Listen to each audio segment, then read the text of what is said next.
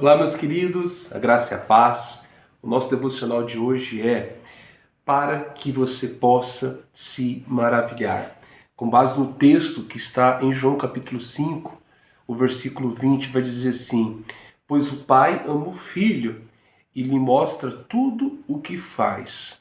Sim, para a admiração de vocês, ele lhe mostrará obras ainda maiores do que estas. Então Jesus estava dizendo para os discípulos: olha, vocês estão maravilhados com aquilo que vocês estão fazendo hoje, agora, mas isso é só o começo. Vocês vão ver. Eu ainda vou mostrar a vocês obras muito mais grandes, muito mais maravilhosas do que estas.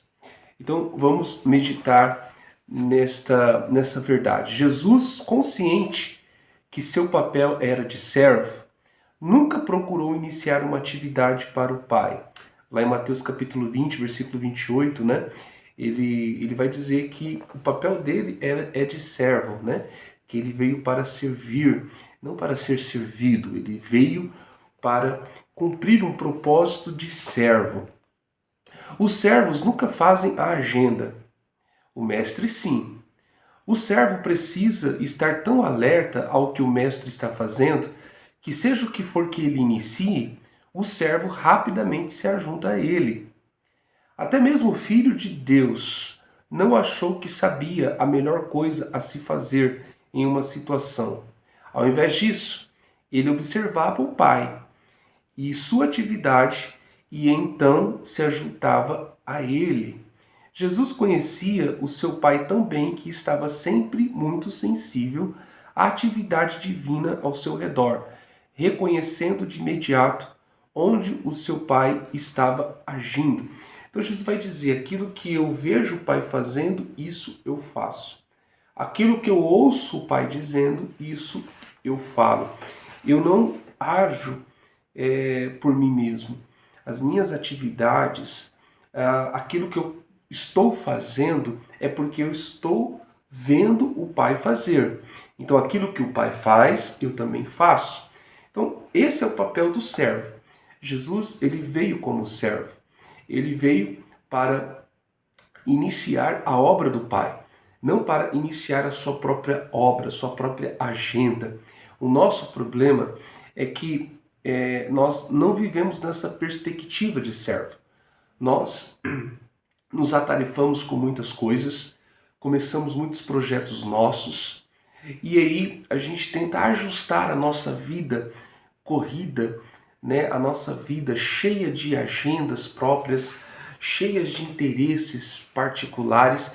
A gente tenta ajustar essa vida com a vida que o Pai, a vida que Deus planejou para nós.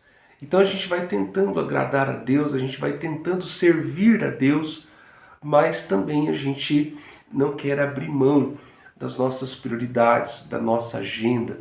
E é por isso que muitas vezes nós não nos maravilhamos com as obras do Pai. Jesus disse: obras maiores vocês verão, para que vocês sejam maravilhados, para que vocês fiquem maravilhados. Então, Deus, ele deseja realizar grandes obras. Deus deseja fazer grandes obras a fim de que nós nos maravilhemos delas. O problema é que nós não estamos na agenda do Pai. O problema é que nós não estamos na agenda de Deus.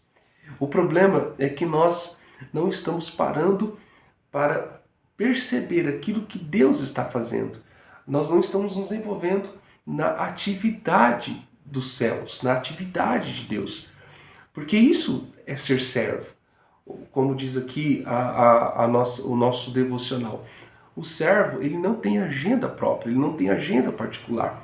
O servo, ele vive para cumprir uma agenda do seu mestre, uma agenda divina, uma agenda do Pai.